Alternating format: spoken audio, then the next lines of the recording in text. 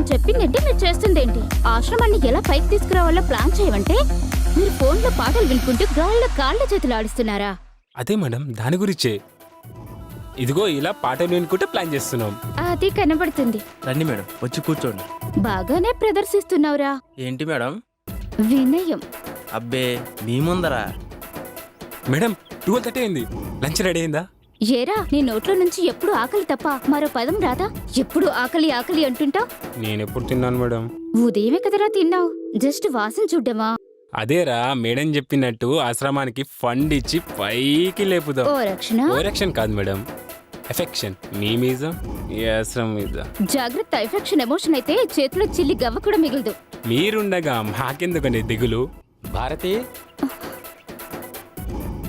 ఇక్కడే ఉండండి, మళ్ళీ వచ్చి చెప్తాను మీ సంగతి.